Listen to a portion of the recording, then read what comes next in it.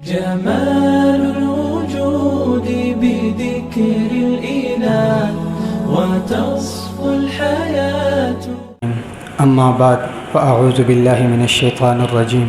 بسم اللہ الرحمن الرحیم. معزز سامعین، مختصر سے وقت میں چند معروضات پیش کرنی ہیں. اللہ رب العزت کی بارگاہ میں دعا ہے ہمارا کہنا آپ حضرات کا سننا قبول فرمائے. مجھے کہنے اور آپ حضرات کو سننے کے بعد ہم سب کو اس پر عمل کرنے کی بھی توفیق عطا فرمائے.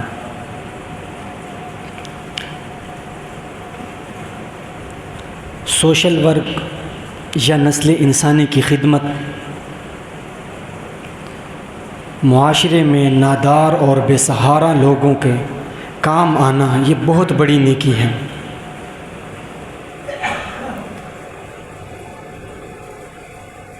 اسلام نے اس کا حکم دیا ہے. نبی علیہ الصلاۃ والسلام کی یہ سنت ہے اور نبی علیہ الصلاۃ والسلام نے مختلف مقامات پر نسل انسانی کی خدمت کے بارے میں مختلف ارشاد فرمائے ہیں.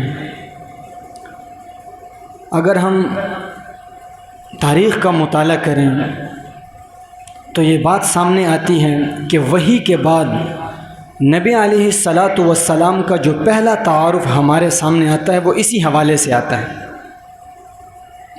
غار حرا میں جب پہلی مرتبہ نبی علیہ الصلاۃ والسلام پر وحی نازل ہوئی اور نبی علیہ الصلاۃ والسلام کیونکہ اچانک وحی نازل ہوئی تو ایک فطری بات تھی کہ آپ علیہ الصلاۃ والسلام گھبراہٹ آپ پر طاری ہو گئی. اب واپس گھر تشریف لائے، کمبل اوڑھ کر آپ لیٹ گئے، بخار کے عالم میں تھے. تو ام المؤمنین حضرت خدیجہ الکبریٰ رضی اللہ تعالی عنہ وہ بھاگ گئی. انہوں نے پوچھا کہ کیا وجہ ہے؟ تو نبی علیہ الصلاۃ والسلام نے سارا واقعہ بیان کر دیا کہ میرے ساتھ اس طرح کا معاملہ ہوا ہے. تو اس موقع پر حضرت ام المؤمنین حضرت خدیجہ الکبریٰ رضی اللہ تعالی عنہا نے یہ فرمایا کہ خدا کی قسم اللہ آپ کو غمزدہ نہیں کریں گے، اللہ آپ کو غمزدہ نہیں کریں گے. اور اس کی جو دلیل، یہ تو ایک دعویٰ تھا، اس کی جو دلیل دی وہ یہ تھی کہ آپ صلہ رحمی کرتے ہیں، بے سہاروں کا سہارا بنتے ہیں اور مہمان نوازی کرتے ہیں. تو جو پہلی جو دلیل دی وہ یہ تھی کہ آپ لوگوں کی خدمت کرتے ہیں، بے سہاروں کا سہارا بنتے ہیں. تو یہ دلیل لی تھی. تو اس آپ علیہ الصلاۃ والسلام کو تسلی دیتے ہوئے گویا کہ انہوں نے اس عقیدے کا اظہار کیا کہ جو لوگوں کی خدمت کرتا ہے اللہ انہیں کبھی غمزدہ نہیں کرتا، اللہ انہیں کبھی غمزدہ نہیں کرتا. اسی طرح آپ علیہ الصلاۃ والسلام کے جو سب سے قریبی ساتھی خلیفہ اول حضرت ابو بکر صدیق رضی اللہ تعالی عنہ کا تعارف بھی ہمیں اسی حوالے سے ملتا ہے. جب مکہ کے اندر لوگ مسلمان ہونے لگے تو کفار نے ان پر بڑے مظالم ڈھائے، جو کچھ ان سے ہو سکتا انہوں نے کیا. تو حضرت ابو بکر صدیق رضی اللہ تعالی عنہ کا یہ معمول تھا کہ وہ گھر کے صحن میں قرآن پاک پڑھا کرتے تھے. لوگ جمع ہو جاتے تھے، ارد گرد بچے اور عورتیں اور مرد بھی جمع ہو جاتے تھے. تو مشرکین نے سختی سے منع کر دیا کہ آپ گھر کے صحن میں قرآن پاک نہیں پڑھیں گے. اگر قرآن پاک پڑھنا ہے تو کمرے کے اندر آپ قرآن پاک پڑھیں، گھر کے صحن میں قرآن پاک نہیں پڑھیں. حضرت ابو بکر صدیق رضی اللہ تعالیٰ عنہ دل برداشتہ ہوئے، نبی علیہ الصلاۃ والسلام کی خدمت میں حاضر ہوئے. اس وقت حبشہ کی طرف ہجرت کی اجازت تھی. حضرت عثمان غنی رضی اللہ تعالیٰ عنہ، حضرت ابو جعفر طیار رضی یہ ہجرت کر چکے تھے. اجازت طلب کی تو نبی علیہ الصلاۃ والسلام نے اجازت دے دی. گھر آئے اور جو ضروری سامان تھا وہ اٹھا کر ہجرت کے ارادے سے روانہ ہوئے. تو راستے میں قریش کے ایک قبیلہ بنو قارہ کے سردار ابو دغنہ وہ ملے. ان کو کہا کہ کہاں کا ارادہ ہے؟ تو انہوں نے سارا ماجرا سنایا کہ ایسا شہر جہاں مجھے قرآن پڑھنے کی اجازت نہیں ہے وہاں رہنے کا کیا فائدہ، میں یہ شہر چھوڑ کر جا رہا ہوں. تو اس سردار نے کہا اس موقع پر کہ آپ جیسی شخصیت کا اس شہر سے چلے جانا اس شہر والوں کے لیے کوئی اچھی علامت نہیں ہے، اور ساتھ میں کہا کہ اس کی وجہ کیا ہے؟ وجہ یہ ہے کہ آپ صلہ رحمی کرتے ہیں، مہمان نوازی کرتے ہیں اور مشکلات میں لوگوں کا ساتھ دیتے ہیں، اور جو بے سہارا لوگ ہیں ان کا بوجھ اٹھاتے ہیں۔ تو بعینی وہی کلمات جو نبی علیہ الصلاۃ والسلام کے متعلق ام المؤمنین حضرت خدیجہ الکبریٰ رضی اللہ تعالیٰ عنہ نے کہے تھے، وہی کلمات حضرت ابوبکر صدیق رضی اللہ تعالیٰ عنہ کے لیے بھی کہے۔ تو پتہ چلا کہ نبوت اور خلافت دونوں کا مزاج نسل انسانی کی خدمت ہے، دونوں کا مزاج نسل انسانی کی خدمت ہے۔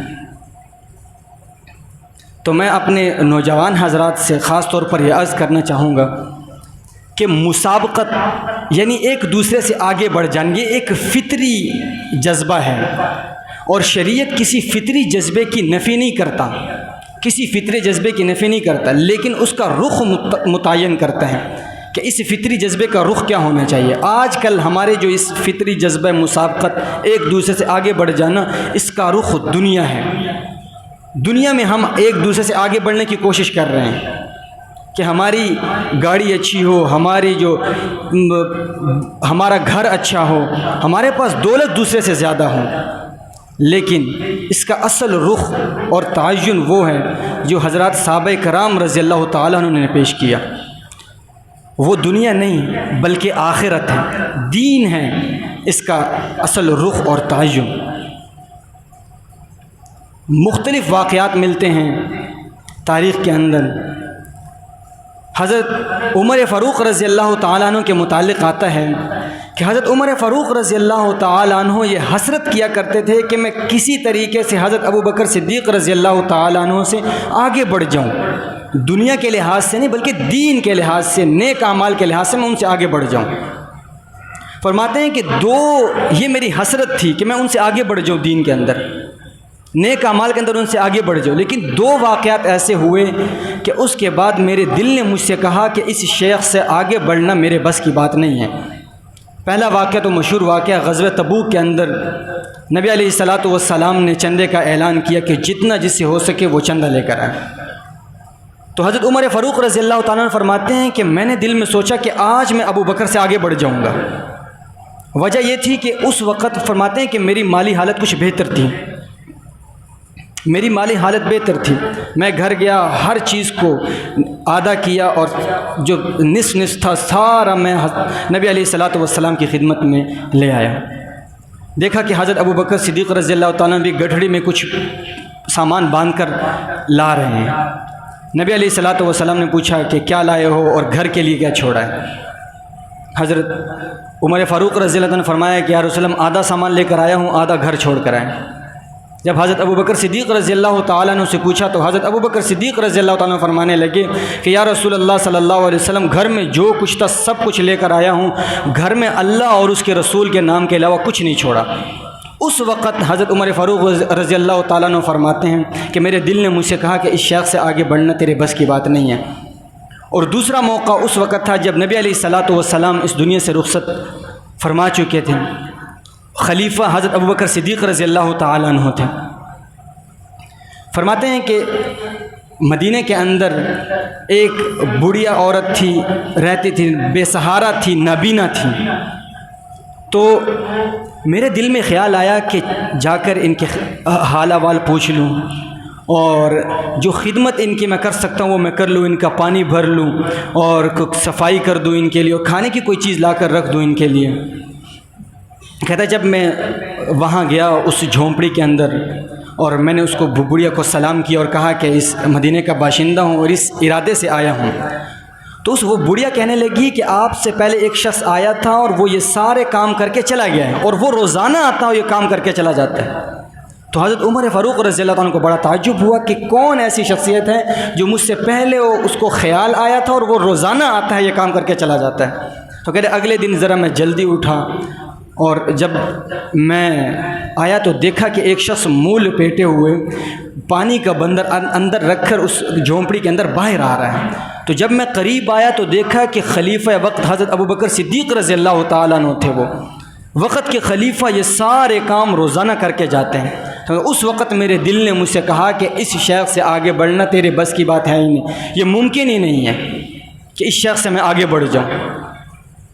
تو میرے بھائیوں، یہ رمضان کا مہینہ ہے، یہ غمخواری کا مہینہ ہے، غمخواری کا مہینہ ہے، تو ہم دوسروں کو تکلیف، خاص طور پر دوسروں کو تکلیف دینے سے بچیں، اپنے آپ کو بچائیں۔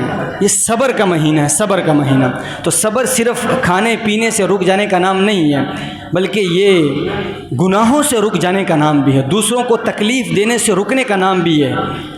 تو یہ ہماری ایک تربیت ہو رہی ہے اس مہینے کے اندر، ہم دوسروں کو تکلیف نہ دیں اور جتنا ہو سکے ہم دوسروں کو فائدہ پہنچائیں اور انسانیت کی خدمت کریں۔ دیکھیں اپنے ارد گرد جو لوگ محتاج ہیں ان کی خدمت کریں۔